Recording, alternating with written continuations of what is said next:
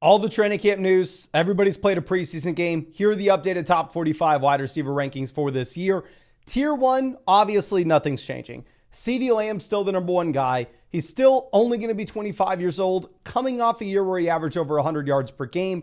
Dallas was the highest scoring offense in the NFL last year. They currently project to be a borderline top 5 scoring offense this season. There's no competition here alongside Lamb. Brandon Cooks is straight up washed. So yeah, I'm very confident in taking CeeDee Lamb at the top. Tyreek Hill at 2 actually had a better season than Lamb last year. Tyreek Hill, 112 receiving yards per game, back-to-back years with over 100 receiving yards per contest. Now the thing is, Tyreek's going to be 30. Of course, if you wanted to take him over Lamb, I'm not going to fault you for it. Just when in doubt, I'm going to give the tiebreaker to CeeDee Lamb based off age. Going over to Jamar Chase, wide receiver 3.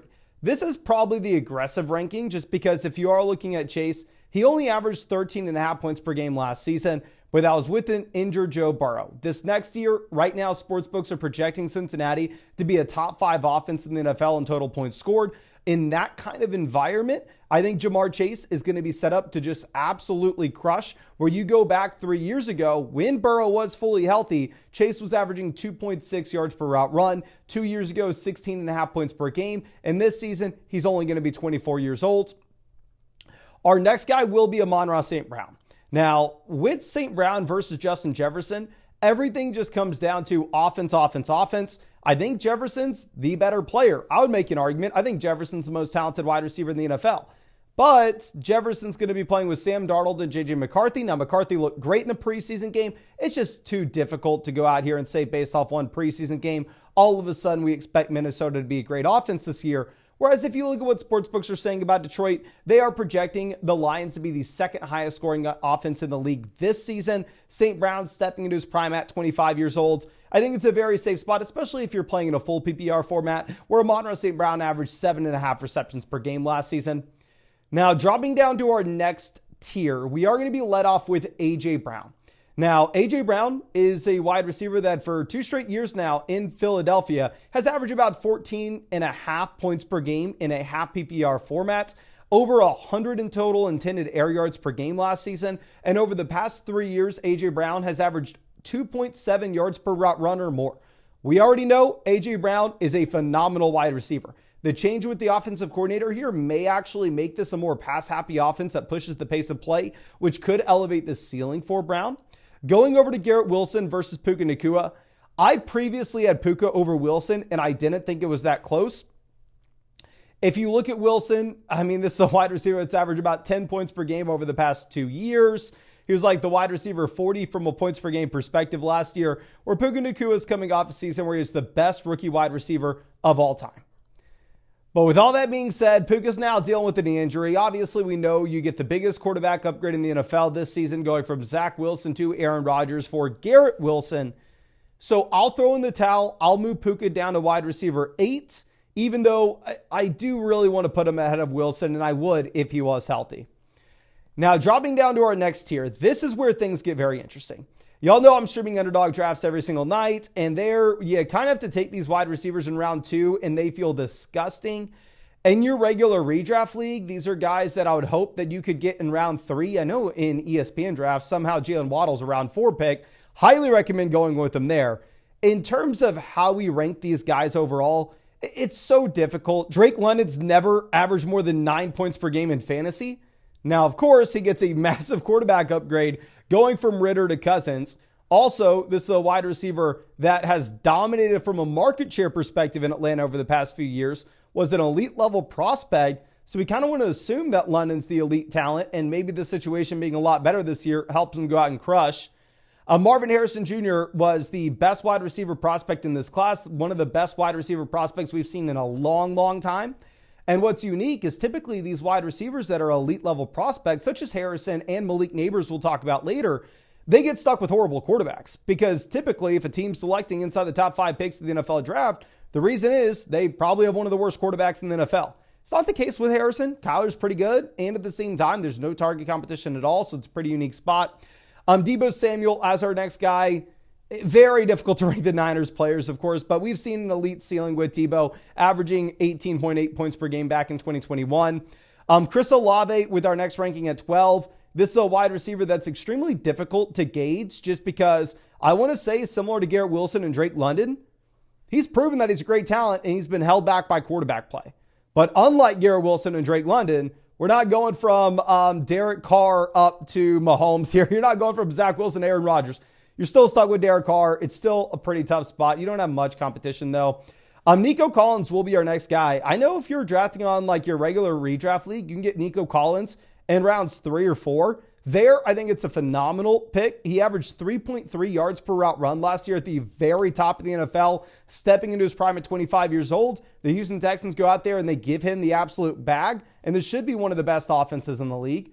Jalen Waddle with our next guy. In underdog drafts, you have to take him in round 2. On ESPN, you get him in round 4. So for the love of God, all these wide receivers, and we'll throw Devontae Adams on this list as well. I just want to kind of illustrate that I think all of them are about the same. With Adams, just to let you know, I think he's a lot more talented than a lot of these players in this group. But right now, the Raiders project out to be the 6th worst offense in the NFL. Adams has declined for 3 straight seasons, and the man's going to be 32. So I'm a little bit lower on Adams than most, but that's besides the point. The main point is, with this tier right here, what I would recommend doing if I were you, take the cheapest guy. If you look at our 2024 ADP consensus cheat sheet and you go, okay, if I want Drake London, I have to take him in round 2. But if I am drafting on ESPN and I can get Jalen Waddle in round 4, for the love of God, don't take Drake London. Just wait till round 4 and grab Jalen Waddle. Because I do think this tier, it's very difficult to rank these players because they are one massive tier. You just want the cheapest guy. Now, dropping down to our next tier, we're going to be led off with Brandon Ayuk. If Ayuk officially extends in San Francisco, he gets his contract and he's a Niner this next year, I'd probably move Ayuk up a tier, Debo down just a bit. I'm going to need a little bit of a discount on Ayuk, though, just with the off chance that he does find himself in a horrible offense. I know that he was rumored to go to New England. Sounds like that's not going to be the case anymore. I'll keep you posted. And now Mike Evans at 17 is a wide receiver that has just been consistent year in and year out. Now, if you are looking at Evans, I want to say, he's going to be 31 this year. He's going into year 11. We should expect him to he averaged 14.3 points per game, 2.4 yards per route run last season. His yards per route run has increased every year over the past 3. He is showing no signs of slowing down whatsoever. The limitation here is it's probably a bad offense in general, change with the coaching staff at offensive coordinator. So maybe that has an impact with Evans.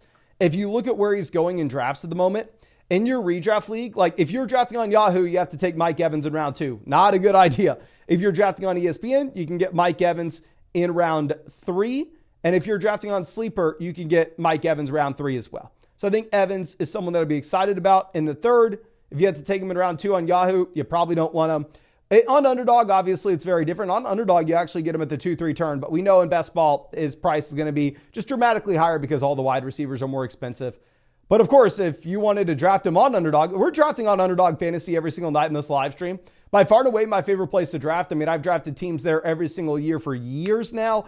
And yeah, it's best ball, so there's no time commitment at all during the season. So I draft hundreds of teams every year. So I won $150,000 on Underdog 2 years ago. And if you use code FLOCK on Underdog Fantasy, you'll get my 2024 rankings, my 2024 draft guide, my 2024 ADP consensus cheat sheet, all 3 of which will be updated and emailed to you every single Sunday till the season starts. And we're streaming drafts every night, and Monday and Thursday, we actually have Flock tournaments dropping on Underdog Fantasy, which is super exciting. And you can join us with the link in the description or comment section. Now, going over to our next guy, Devonta Smith at 18.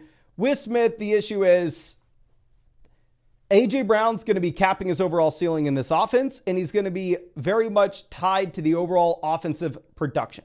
If you think that Philly has a chance to be a top 5 offense yet again, I think you can aggressively draft Devonta Smith where he's going. Right now, if you're drafting on Sleeper, you can get him at the 4-5 turn. Immaculate. Go running back early and get Smith in the middle rounds. If you're drafting on Underdog, 2-3 turn there, it's going to be a little bit tougher. I just don't know what to expect with the Eagles at the moment. I mean, if you think that they're going to repeat what they did in the second half of last year, then Smith is probably not draftable at his price. But if you think they're in a line for a massive bounce back, you can 100% go for Smith.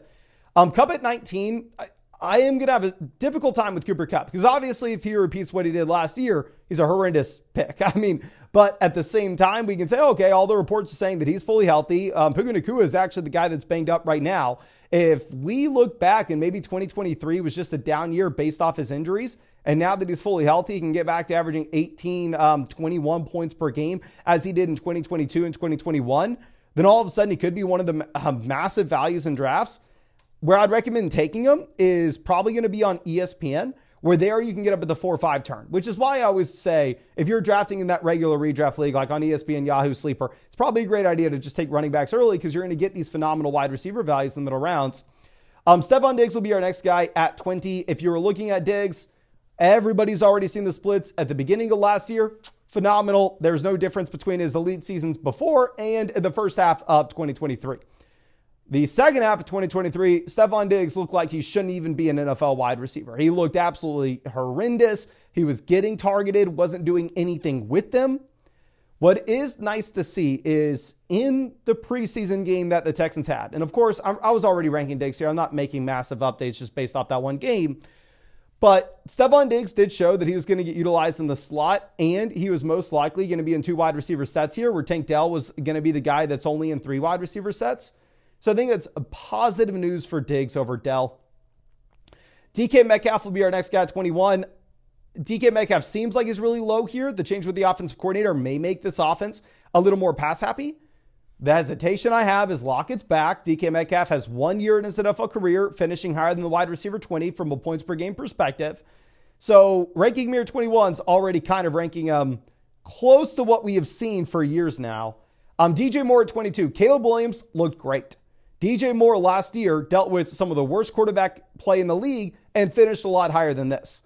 Now, the issue that you're going to have with DJ Moore is they add in Keenan Allen, they take a wide receiver in the top 10 picks of this year's NFL draft, and it's a rookie quarterback, so it's very difficult to assume that he comes out here and he supports a ton of top-end fantasy options. So if you wanted to rank DJ Moore significantly higher than this, what you'd most likely have to see is you'd most likely have to see Rome Odunze or Keenan Allen failing. Now, Malik Neighbors will be our next guy at 23. With Neighbors, I know people hate me for talking down on him. I've talked down on him for where he's going in underdog drafts. You have to take him with the 2-3 turn in underdog drafts. Right now, where we see the Giants projecting out as a bottom 5 offense in the NFL, I've already showed y'all all the historical data screaming that if you are in a bottom 5 offense in the NFL and you are a wide receiver, you're really going to be capped in fantasy. I mean, it's so crazy to see that if you're in a bottom 5 offense, you are less likely to be a top 24 wide receiver in fantasy. Rather, if you are in a top 5 offense, you are more likely to be a top 3 wide receiver in fantasy. It's absolutely absurd. Now, with that being said, Malik Neighbors is a round 5 pick in ESPN and Yahoo drafts at the moment. So Malik Neighbors round 5, completely fine. Elite level prospect. He's going to get every single target for the Giants. The issue is just Daniel Jones very good. Daniel Jones has never supported anybody in fantasy, but to be fair to Neighbors, of course, he is the best wide receiver that Daniel Jones has ever played with. Now, going over to our next guy, we will have Michael Pittman Jr. Now, Pittman, I think, is a little more exciting than he previously was based off the Josh Downs injury. So Josh Downs dealing with a high ankle sprain. And what's interesting here is Downs is one of those wide receivers that is going to make a larger impact from a fantasy football perspective than what you would potentially see in terms of his real life perspective. Josh Downs is a wide receiver that projected out to see a considerable amount of target volume. However, he's probably not going to stretch NFL defenses the same way that A.D. Mitchell would. So the departure of Josh Downs out of this offense at the beginning of the season, more likely than not, will actually give a significant bump up to what you are going to get with Pittman's target share at the beginning of the year, because A.D. Mitchell most likely is not going to profile to be a target hog. So I do think you move Pittman up a bit. Zay Flowers will be our next guy. Zay Flowers, Pittman, kind of in similar boats where these are going to be rush first quarterbacks that the passing volume may not be through the roof. Flowers was a great prospect, though, had a great rookie season. The Ravens are going to be a good offense, and those check a lot of boxes for a receiver that has the potential to win leagues this year. Tank Dell will be our next guy. With Tank Dell, he does look like he's only going to be in 3 wide receiver sets for the Houston Texans at the moment. It looks like the top 2 guys will be Nico Collins and Stephon Diggs. Now, of course, Dell at the same time was crazy as a rookie last year. I didn't even know this till we started doing the research for the draft guide. But Tank Dell actually was averaging over 100 total intended air yards per game, which is obnoxious. You very rarely see that from anybody in the NFL, let alone an NFL rookie wide receiver. So yeah, I think you have to give Dell the benefit of the doubt because it's going to be a great offense. And at the same time, you're betting on someone that had a good rookie season, which we know at wide receiver is something you want to do. And we did get a comment on one of the last videos saying like, LOL, I can't imagine taking 3 Texans wide receivers before the wide receiver 1 for another offense. Good freaking luck drafting Deontay Johnson over Tank Dell, I'll tell you that. We're going to have T. Higgins at 27. I understand Higgins obviously very disappointing last year. Higgins been someone that in the past has dealt with his own injuries. Last year had to deal with the Joe Burrow one. But now that Higgins is staying in Cincinnati, this is like the best thing that could happen. Bengals project to be a top 5 offense. They add in Burton, but Burton's more of a long-term option for the replacement of Higgins, more likely than not in 2025. But for this season in particular, Higgins should be set up to crush. And now one of the big risers, of course, pretty much in all draft boards, I mean, he's jumped like 2 rounds in underdog drafts, is Rashee Rice. If you are looking at Rice, I'm not a legal expert. Now, I think that this is one of those serious situations that Rice may actually get suspended. Now, the question, of course, comes down to, does he see that suspension in 2024 or is he going to see that suspension in 2025? But Hollywood Brown dealing with the shoulder injury, and he's going to be missing the rest of training camp, the rest of preseason, and possibly into the start of the year. And with Hollywood being on a new offense, it does really just bolster the target share you should expect for Rice, who ran a route on every single Patrick Mahomes drop back during their preseason game. George Pickens will be our next option. Pickens, there was a lot of smoke with the Ayuk-Pittsburgh situation. Pickens is a very talented young wide receiver that was proven last year in a very bad offense to be able to show flashes. Now, of course, he was held back by a very bad offense last year, and all of a sudden, if he were to be in a top 5 scoring offense in the NFL, you could see him be a dramatically better option in fantasy. Now, the issue is, if you look at Pittsburgh, Vegas sportsbooks are currently projecting them out to be a bottom 10 offense in the NFL and scoring yet again this season, which does make it a little difficult for George Pickens. And then Amari Cooper at 30. Yad and Jerry Jeudy, David Njoku had a ton of targets down the stretch last year. And I understand Joe Flacco's probably a worse quarterback than Deshaun Watson. I will say that.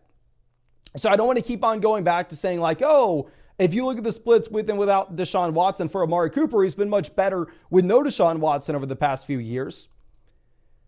But even though Flacco may be like a worse NFL quarterback than Deshaun Watson, he may be a better option for his receivers in fantasy. We see this with guys that are just going to be those gunslingers that are going to be turning over the ball at a high clip, but slinging it downfield, such as like Jameis Winston in the past. So I think if obviously Amari had Jameis under center, I actually probably would be moving up in the rankings just a bit. Just Watson hasn't shown us any type of ceiling when it comes to the passing volume in this offense over the past 2 years. Now, dropping down a tier, we will have Calvin Ridley at 31. Ridley, one of the biggest disappointments in fantasy last year, and he gets quarterback downgrade going from Trevor Lawrence to Will Levis and an offense that projects to be the 5th lowest scoring offense in the league. Now, with that being said, you all of a sudden only have DeAndre Hopkins as your competition. Hopkins going into year 12, and Hopkins dealing with his own injury at the moment, which is going to be opening up the door for Calvin Ridley. And unlike Hollywood Brown, we'll talk about in a second, Ridley got paid $72 million to go to Tennessee this year. I think it's very safe to say that they have massive plans for him. Jaden Reed will be our next guy at 32. Now, obviously, the Packers have 1,000 different weapons. They have 2 viable tight ends. We'll just go through the names. They have Luke Musgrave. They have Tucker Kraft. They have Jaden Reed. They have Christian Watson. They have Dontavian Wicks. They have Romeo Doubs. They bring in Josh Jacobs. It's going to be a great offense, but what I'm a little bit worried about is this is going to be like a Chiefs offense back in the day where no wide receivers are really valuable, even though Mahomes is the best quarterback in the league. But that's because you have 10 guys touching the football every single week. Now, of course, it's a very good offense. Jaden Reed had a very good rookie season. That's the exact kind of profile of wide receiver that we want to be targeting. Now, Keenan Allen at 33 will be someone, if you're playing in a full PPR format, you can go ahead and move him up. Caleb looked phenomenal week 1 of the preseason, but ultimately it was a preseason game. And I don't know, Keenan Allen going into year 12 of his career, going to play with what should be a significantly worse quarterback this year compared to what he saw last year. We had somebody getting mad at us in the comment section for saying that in the last wide receiver rankings video. And I understand, yeah, Caleb may have a higher long-term ceiling than Justin Herbert. I don't know. You make your own determination on that. I'm not going to. But Herbert is one of the better quarterbacks in the NFL. To just immediately expect a rookie quarterback to come in and give you the play of Justin freaking Herbert as a rookie, it's probably not likely, and you have a ton of target competition. Chris Godwin will be our next guy at 34. The hope that you have with Godwin is that Jalen McMillan takes the snaps on the outside in 3 wide receiver sets, and that Chris Godwin's going to be the guy in the slot. If Chris Godwin is utilized in the slot, then all of a sudden you could actually expect the target share and the efficiency of Godwin in this offense to go up compared to where he was at a year ago. But honestly, Godwin was just fine at demanding targets last season. The primary issue that you actually had was just the fact that his touchdown rate was extremely low, but this should be something that's better this next year. Now, Christian Kirk will be our next guy at 35. If you are looking at Christian Kirk, this is a wide receiver that I'm just afraid has a cap ceiling. I understand, yes, he's a quote-unquote safe pick. I think Trevor Lawrence can actually be better this year than he was last. But the best season we've ever had from Christian Kirk, he averaged 11.8 fantasy points per game. Last year, he was at 10.1. He's going into his age 28. We kind of know who he is, and I don't see where the ceiling comes from. Xavier Worthy will be our next guy at 36. If you are looking at Worthy, we saw preseason usage that indicates that he should be a starter right away in this Chiefs offense. And that was before the Hollywood injury. Now that Hollywood's down, I think that you see Worthy up running almost as many routes as Rashee Rice right away week 1. With one of the best quarterbacks in the NFL, with elite level speed. He has the NFL round 1 draft capital. So I'm very comfortable going through and putting him here. Terry McLaurin at 37 will be a wide receiver that I know people absolutely hate me for ranking here. And I completely understand why, right? Like, let's go through and let's look at the benefits that you have with Terry McLaurin. This will be the best quarterback that he has ever played with. Jaden Daniels is a QB that goes inside the top 3 picks of the NFL draft, that had a production profile through the freaking roof if you are looking at the last 2 seasons at LSU. Now, my hesitation with it is the highest Terry McLaurin has ever finished from a fantasy football perspective with bad quarterback play, I get it, was the wide receiver 20 from a points per game perspective, the highest he's ever finished. He's going into his age 29 season. And if you look at the projections right now for Jaden Daniels, while Daniels should be a great quarterback at the NFL level, the passing volume as a rookie is very difficult to project. So I don't regret having Terry McLaurin in this tier. As I look at this, he's probably too low in this tier. We probably need to move him up to pick 31. But just because Jaden Daniels will elevate the overall Commanders, it doesn't mean that there's going to be a ton of passing volume to go around. Now, our next guy will be Rome Odunze at 38. Right now, he projects out to be the wide receiver 3 in an offense that's led by a rookie quarterback, which we've never seen a wide receiver 3 in an offense led by a rookie quarterback be viable in fantasy football. Now, of course, I think that this is a unique situation where Rome Odunze is a significantly more talented player than the average wide receiver 3. And at the same time, I think Caleb Williams is more talented than the average rookie quarterback. So I'm willing to give Rome Odunze the benefit of the doubt. I'm willing to rank him pretty aggressively, at least compared to historical data. And there's also the chance that Rome ends up being the guy over Keenan Allen in the second half of the year. Now, Hollywood Brown will be our next guy at 39. I haven't drafted Hollywood all offseason, but going at the 4-5 turn in underdog drafts. I hope this injury has him falling in drafts quite a bit. Maybe we'll go ahead and pick him up. But if you look at the advanced numbers for Hollywood, this is a wide receiver that goes out and he averages 1.3 yards per route run last season, 7.8 fantasy points per game, 1.6 yards per route run the year prior, 1.7 yards per route run in 2020. The man looks washed. And unlike Calvin Ridley, he doesn't get $72 million to go over to KC. He gets paid pennies in comparison to what we saw from other free agent wide receivers this offseason. Now, Christian Watson will be our next guy at 40. should be a great offense. There are a lot of guys that are going to be competing for targets. Christian Watson's dealt with injuries in the past. Had an injury scare in training camp. Looks like he is good to go now. Brian Thomas had a big-time preseason game highlight grab that I'm sure everybody saw. With Brian Thomas, I really like the prospect profile. I think the Jacksonville Jaguars could be a decent team. Now, of course, you have Christian Kirk, Gabe Davis, Evan Ingram, Travis Etienne, so you do have a lot of players in this offense, but I think Brian Thomas does have a high ceiling. Deontay Johnson will be our next guy at 42. It's a very bad offense. I know Deontay was stuck in a very bad offense last season, but still, it's not like Deontay, thrived in that situation. He averaged 9.8 fantasy points per game. Going back 2 years ago, Deontay Johnson was at 8.1 fantasy points per contest. And right now, the Carolina Panthers project out to be the third worst offense in the NFL this season. Ladd McConkey at 43. I think Ladd has to fall just a bit based off the injury to Justin Herbert and the injury to Ladd McConkey. I mean, this is an offense that has so many different moving pieces, completely new coaching staff, completely different set of weapons for Herbert. So for Herbert to be missing all this action and for Ladd to be missing action as well during trade, I think it does negatively impact him in the development that you should have naturally seen through training camp for both guys. Keon Coleman at 44. Keon's been moving up rankings. Previously in underdog drafts, he was going to like wide receiver 49, so I could not stop drafting him. I do want to reiterate with both Ladd and Keon, I personally don't think that they're great wide receiver talents in terms of what their prospect profiles show. But film grinders, they really like them. They were good enough to both be borderline round one NFL draft picks. And they both step into phenomenal situations where they're like in the worst wide receiver cores in the NFL with some of the best QBs in the NFL. Jackson Smith and Jigbo will be our next guy. What's very interesting is if you look at Seattle went, Kenneth Walker, you don't need to play this preseason game. DK Metcalf, you don't need to play this preseason. Tyler Lockett, you don't need to play this preseason.